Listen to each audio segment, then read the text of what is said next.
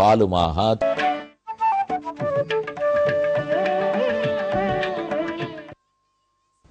மழுங்காத வைநுதிய சக்கரணல் வலத்தையாய் தொழுங்காதல் களிரளிப்பான் புள்ளூர்ந்து தோன்றினையே மழுங்காத ஞானமே படையாக மலருலகில் தொழும்பாயார் கழித்தாலுன் சுடர்ச்சோதி மறையாதே. ஆழ்வார் கஜேந்திர மோட்சத்தை பத்தி ரொம்ப அழகா பாடியிருக்கார். பகவானிடத்தில் ஒரு கேள்வி கேட்கிறார். யானை கூப்பிட்ட குரலுக்கு ஏங்கி போய் பதறி முன்னாடி இருக்கும் ஆபரணங்கள்லாம் பின்னால் செல்ல மாலை அசைந்தாட என்ன செய்கிறாயன்னே தெரியாமல் வெகு வேகமா வந்து குளக்கரையிலே குதித்தாயே. ஓர் ஐயம், நீ அங்கிருந்து இங்கே இத்தனை வேகமாக வந்தாய், எதற்கு வந்தாய்? இருக்கிற இடத்திலிருந்தே உன்னுடைய வலக்கையில் இருக்கும் சக்கராயுதத்தை எய்திருந்தால் அது தாராளமா முதலையை முடித்திருக்கும். நீ வந்திருக்க வேண்டிய தேவையில்லை. சக்கராயுதமே வேண்டாம், உன்னுடைய நினைவு போதாதா அதை முடிப்பதற்கு? பெருமான் இவன் அழிவான்னு சொன்னால் நாம் வாழப்போவதில்லை. அப்படி இருக்கிறச்சே நினைத்த இடத்திலேருந்து உன்னுடைய சங்கல்ப சக்தி, உலகத்தையே பகவான் தன் சங்கல்பத்தாலேயே படைக்கிறார். அப்படி இருக்கிறச்சே ஒரு சின்ன முதலை அழிப்பதற்கு சங்கல்பம் போதாதோ?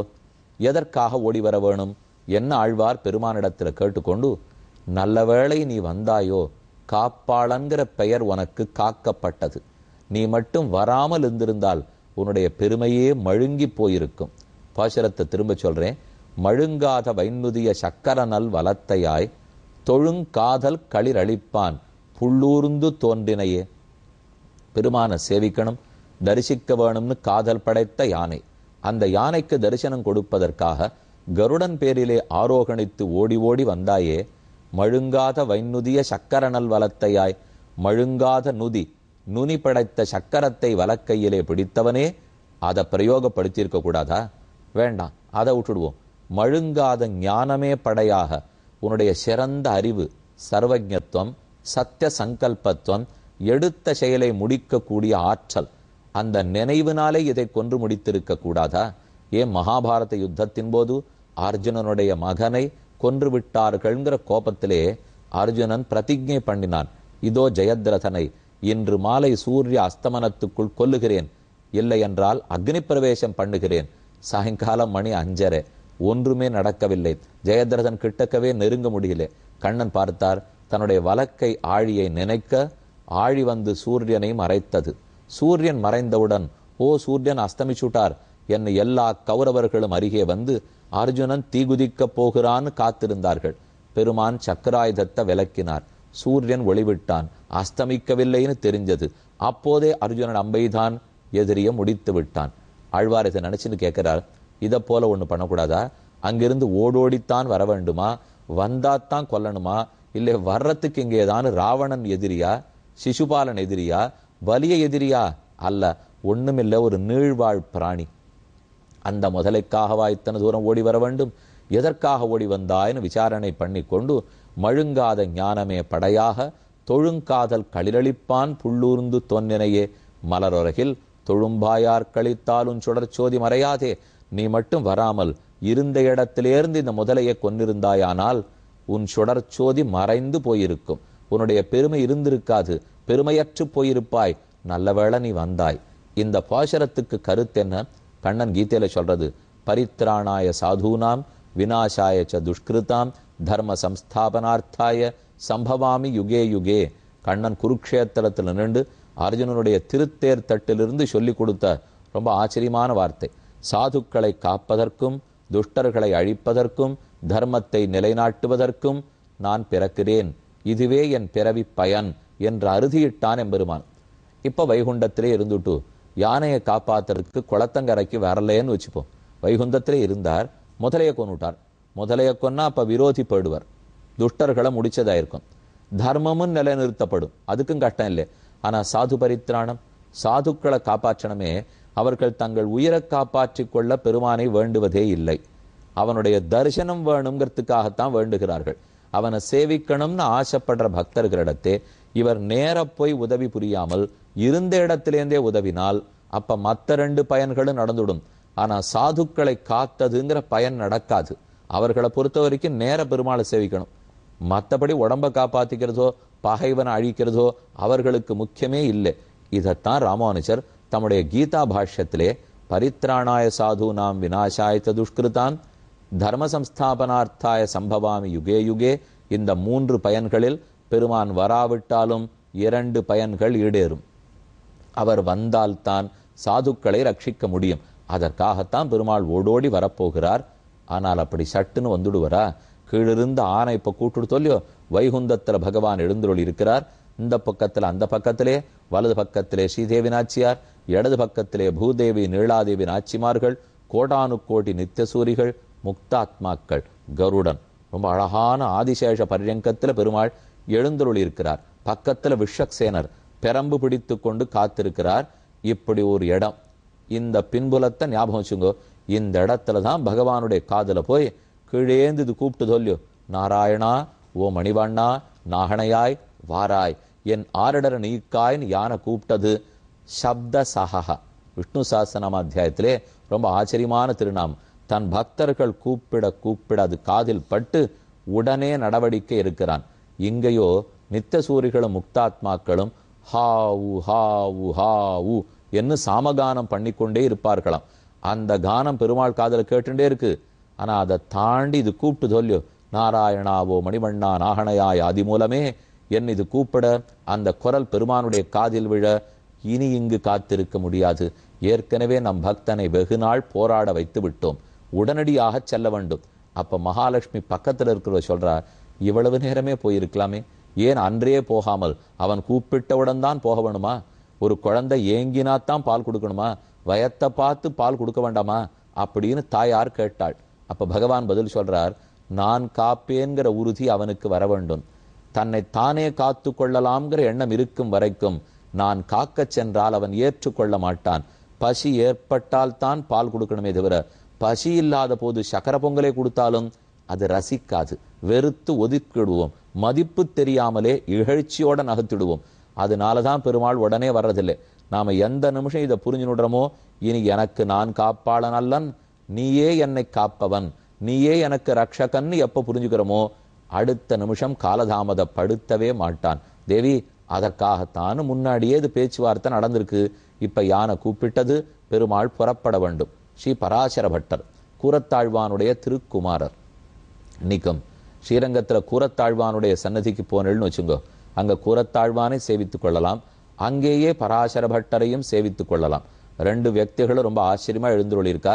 போன வருஷம் உங்களுக்கெல்லாம் ஞாபகம் இருக்கும், கூரத்தாழ்வானுக்கு 1000வது ஆண்டு விழா நடந்த சொல்லியோ. அவர் அவதரித்த 1000 ஆண்டுகள் முடிந்து இன்னும் ஒரு வருஷம் இப்ப முடிகிற மறுபடியும் தை மாசம் வந்துடுறோம். கூரத்தாழ்வானுடைய திருக்குமாரர் பட்டர். அந்த சுவாமி பெருமாள் கஜேந்திரனை ரட்சிப்பதற்காக ஓடோடினார். அதை பத்தி ஒரு ஸ்லோகத்துல தெரிவிக்கிறார். அதந்திரித சமூபதி பிரணித ஹஸ்தம் அஸ்வீகிருத மணிபாதுகம். அஸ்வீகிருத பெருமான் எப்பவுமே மேலேருந்து கீழே இறங்கி புறப்பாடு கண்டுள்ள வேண்டும் என்னால் லேசில் அது நடக்காது. ரொம்ப பெரிய மனுஷர்கள் வீட்டிலேருந்து கிளம்பணும்னு வச்சுங்க, ஒரு பவனி வரா போலே தானே, அதுக்கு எவ்வளவு ஏற்பாடு பண்ணணும், எத்தனை முஸ்தீவு பண்ணணும், அதுக்கு எத்தனை பேர் தயாரா இருக்கணும், எல்லாம் அங்கங்க ஆட்கள் நிற்கணும் இல்லையோ. பெருமாள் வைகுந்தத்திலேருந்து கிளம்பணும்னால் அவ்வளவு சுலபம் இல்லை. முதல்ல கருடனுக்கு வாகனத்துக்கு பரிஷ்காரம், அலங்காரம் பண்ணி மாலை சாத்தி ஆபரணம் சாத்தி தயார் பண்ணணும். முன்னாடி யானை போகணும், குதிரை போகணும், ஒட்டகம் போகணும், பாராயணக்காரர்கள்லாம் போகணும், பெரிய விதானம் கொடி கட்டி கொண்டு போக வேண்டும், வாத்திய கச்சேரி எல்லாம் போக வேண்டும். இத்தனையும் தயாரானாத்தான் பெருமாள் புறப்படுவார். கருடனை முதல்ல வாகனத்தை அலங்கரிக்கணும். அப்புறம் பெருமான் இறங்கிறதுக்கு தயாரான உடனே விஷக்சேனர் இப்படி கையை கொடுத்து பெருமாளை கீழே இறக்கி விடுவார். அவரை தாங்கிண்டு பெருமாள் கீழே இறங்கினா அவருடைய திருவடியில சாத்திக்கிறதுக்கு பாதரக்ஷை, அவர் காலில் செருப்பு போண்டு கிளம்ப வேண்டாமா, அதுக்காக பாதரக்ஷையை கொண்டு போய் சமர்ப்பிப்பார்கள். பாதுகையை சாத்தி கொண்டு அப்படியே எல்லாரையும் கட்டாட்சித்துட்டு போறச்சே பக்கத்து நாய்ச்சிமார்கள் எல்லாம் இன்னும் ஆபரணங்களோடு அலங்காரம் பண்ணுவார்கள். புது மாலை சாத்தி கொள்ளுவார். அப்புறம் அடியார்களை அனுகிரகித்து கொண்டு கருடன் பேர்ல ஏறி அமர்ந்து அப்புறம் தான் பறக்கணும். இன்னைக்கு அதெல்லாம் ஒண்ணுத்துக்குமே வாய்ப்பில்லை. அவசரம். யானை கூப்பிட்டு சொல்லியோ, பெருமாள் சடக்கென்னு குதித்தாராம். அப்ப கைலாக கொடுக்கறதுக்காக விஷக்சேனர் கையை நீட்டினார், பிடிச்சு தள்ளி விட்டுட்டார். அவர் பாதரட்சையை கொண்டு நீட்டினார், போட்டுக்குவேலே உதச்சு விட்டுட்டார். ஸ்ரீதேவி பூதேவி நீளாதேவி நாச்சிமார்கள் அனைத்து இழுக்க பார்த்தார்கள், அவர்களையும் முழங்கையால தள்ளிவிட்டார். கிமிதி சாக்குலாந்தப்புறம், என்ன நடக்கிறது இங்கே, பெருமாளுக்கு ஏன் இவ்வளவு கோபம் இன்னைக்கு, என்ன பதட்டம் அப்படின்னு அங்க இருக்கிறவாள்லாம் ஆச்சரியப்பட்டு இருக்கிறச்சே. வாகன பரிஷ்கிரியம், வாகனத்துக்கு இன்ஃபர்மேஷன் வரவே இல்லை. கருடன் இப்ப கிளம்ப போறாருங்கிறதே அவருக்கு தெரியாது. அவர் பாட்டுக்கு இருந்தா பெருமாள் ஏறி உட்கார்ந்துட்டார். உட்கார்ந்துட்டு போ அப்படின்னு அதை அவசரப்படுத்துகிறார். எங்கு போவார்? நாமே சில சமயம் வண்டியை கூப்பிட்டுட்டு ஏறி உட்கார்ந்துடுவோம், சீக்கிரம் போங்கன்னுவோம். சுவாமி எங்க போகணும்னு சொல்லுங்க, அப்பதானே நான் போக முடியும். அதை போல கருடன் பெருமானுடைய மனசறிந்து நடக்கக்கூடியவர் தான். ஆனா அந்த மனசுக்கு கூட புரியாத வேகம் பகவானிடத்தே ரொம்ப வேகமா ஏறி உட்கார்ந்துட்டார். போன உடனே ஆகாசத்திலே தூவாய புள்ளூர்ந்து வந்து துறை வேழம் மூவாம நல்கி முதல துணித்தானை நாவாயுளானை நரையூரில் கண்டேனேன்னு திருமங்கியாழ்வார் பாசுரம். கஜேந்திர மோட்சத்தோட திருநறையூர் திவ்யதேசத்தோட சேர்த்து சொல்றார். திருநறையூர் தான் நாச்சியார் கோவில். நாச்சியார் கோவில்னாலே கல்கருடன். அந்த கருடனை சேவிச்சுட்டே இருக்கலாம். அந்த கருடன் பேர்ல பெருமாள் ஆரோகணிச்சு பவனி வருகிறார் ஒல்லியோ, அதை எப்ப நம்ம சேவிக்க செய்யும் இந்த பாட்டு ஞாபகம் வரணும். தூவாய புள்ளூர்ந்து வந்து துறை வேழம் மூவாமை நல்கி முதல துணித்தானை. தூவாய புல், அழகான வாய்ப்படைத்த புல் பக்ஷிராஜன். பக்ஷிராஜன் அனைத்து பறவைகளுக்கும் அரசன். மற்ற எல்லா இடத்துலையும் மரத்தன வாகனம், தங்க கவச்சம், வெள்ளி கவச்சம் சாத்தி கொண்டு பார்த்திருக்கிறோம். ஆனா நாச்சியார் கோவில்லையோ இது கல்கருடனே. அந்த கருடனை சிற்பி செதுக்கி முடித்தார். ஆனா எவ்வளவு உயிரோட்டமா இருந்தார்னா, கண்ணை திறந்த உடனே மேல பறக்கிறதுக்கு ஆரம்பிச்சிட்டாராம். அப்புறம் அவரை தட்டி கீழே இறக்கி இன்னைக்கும் அப்படியே எழுந்துள்ள பண்ணியிருக்கார். நித்தியமே திருவாராதனம் உண்டு, அவருக்கும் தளிகை நைவேத்தியம் எல்லாம் உண்டு.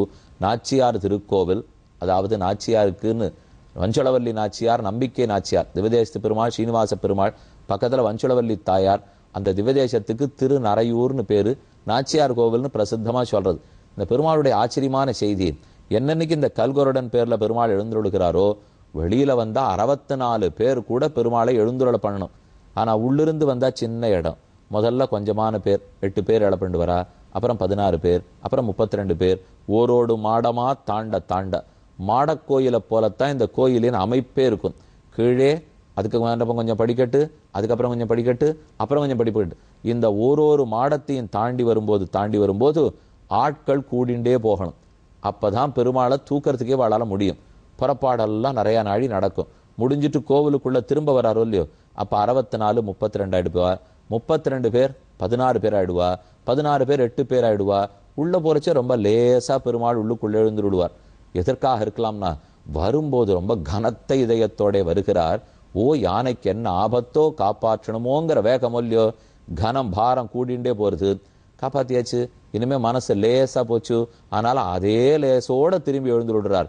நாச்சியார் திருக்கோவில் கல்கருடன் ரொம்ப வரப்பிரசாதியான பெருமாள். அவசியம் அனைவரும் சேவிக்க வேண்டிய திருக்கோலம். ஆகாய மார்க்கத்தில் கருடன் ரொம்ப வேகமா வந்துட்டு இருக்கார். தேவர்களெல்லாம் பார்க்கிறா, வியந்து போகிறார்கள். ரிஷிகள் வியந்து போகிறார்கள்.